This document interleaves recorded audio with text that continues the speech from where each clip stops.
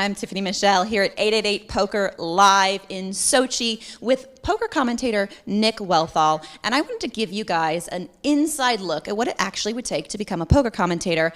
Before I do that, though, we're not actually on air, so I'm going to take these off because I can't really hear you. Yeah, that was a lie. That was just a lie. We're still going to talk about poker commentary, okay. Nick. So legitimately, I want people at home to know if they're sitting here, maybe they're probably a poker player, because I'd imagine that's most of the people that would want to become a commentator. What would it actually take? What skill would you need to move into poker commentary? So you need to read all of the hand histories from online poker every day. Is that real? Is that right? That's not true, but it will slow them down. You're asking me to tell people how to take my job. Exactly. We want to know your secret, Nick. Well, you got to sleep with the right people. Well, I've been doing it for a long time, which is about 12 years now. I think my first on cable TV in the UK was my first ever commentary gig. So that's a very long time. I think you need to have a passion for talking about poker, which is very different to playing poker. A lot of people that play poker like to live in their own heads, which is cool. They don't like to express it outwards. So you've got to want to express it outwards. You've got to want to tell the world about poker. So that's step one. What is one, if you had to isolate to one characteristic or talent, what is one skill, characteristic, tool that makes somebody a good poker commentator? I think making it accessible is number one, because you're always going to be talking to, unless you're doing like a training site thing for aspiring pros or something like that, you're always going to be talking to a mixed audience. So you have to make it accessible, and part of our job is to always be thinking about new audience coming in. Because if you understand poker and you're watching a poker stream, then fine, you already know how to 3-bet bluff and good for you. But our job is really to make it appealing to everybody watching. So that's the first thing. And then the second thing is you want to have your own personality. I think it's super important. There are a few of us doing this, and we're all very different. So me and Tuckman are very different. I'm a gentleman, a thinker, a good-looking person. David has other skills that he keeps hidden. He's funny? He's hilarious. We can talk smack about David Tuckman because he's not here. Hey! No, I think you've got to have your own spin on things. And personally, I think you've got to want to have something to say. So the reason I started doing it is that I was just super passionate about poker. I always have been, and I wanted to tell other people about it. So that was my motivation, because there are lots of other things you could do for a job. Right. You have to have that passion. And also, it's super competitive. People like me are just vicious.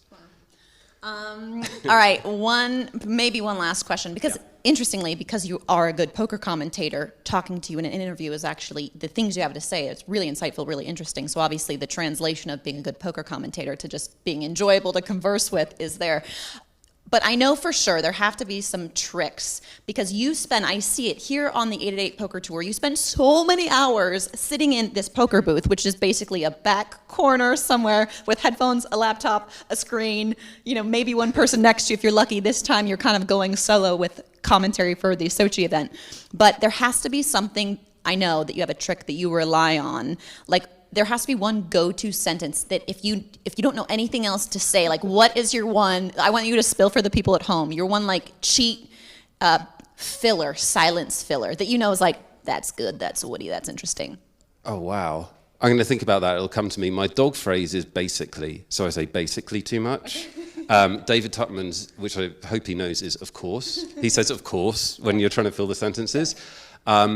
I don't have a problem with drying, which is where you just don't know what to say. That's the worst. Drying. That's a cool term. Okay, drying. Yeah, you dry up. I don't know, really. You've always got the poker, right? So the poker's always in front of you. So you don't... Actually, this is the trick. You don't have to talk all the time, because the viewers are watching the poker and thinking about it themselves. So you don't have to yabba, yabba, yabba. And I keep telling David this, and he won't shut up. Well, that's why you guys are a good pair. Yeah. But there's no one thing that so basically you say too much. It's fun to know the words we say too much.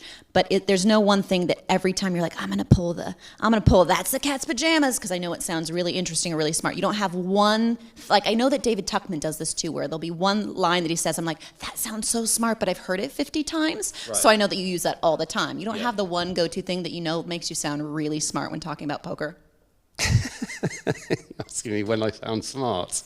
Many people would say there isn't one time you sound All smart. right, so there isn't. The answer is just No, there are things that I like to talk about, and I'm sure that I've talked about those things many times. So I like to talk about emotional control, for example. so. There you go. I knew that there's something. So your emotional control. I think it's something that we can add to the viewers, which is okay. You can see what's happening, but most poker players keep stuff inside, whereas it obviously has an effect. Like losing half your stack has an effect. Well, how do you deal with that? I like talking about that kind of thing. Yeah. Well, thank you for sharing with the viewers at home. Just in case anyone wants to cheat and not play poker for not do commentary for 12 years and play poker and read all the hand analysis, and that they just want to fake it, then talk about emotional control on the commentary. And So just start talking to your TV. I mean, really- yeah, good yeah, idea. just start narrating on your TV, and if you enjoy the sound of your own voice, you could be seeing here. Awesome. Well, thank you so much, Nick. This was an in-depth look at if you want to be a poker commentator. I'm sure some of these things apply to commentary in general, but we just don't see your guys' faces and don't get to talk to you very often. We hear your voice all the The time. reason they see your face and not mine, Tiffany, there's a reason. Thanks, Nick. For Tiffany, for PokerNews.com. Nick, you literally get me all flustered. know. Like, you're so good at your job that I'm just like, I want to be more like Nick. For PokerNews.com, I'm Tiffany Michelle here with Nick Wealthall at 888 Poker Live, Sochi.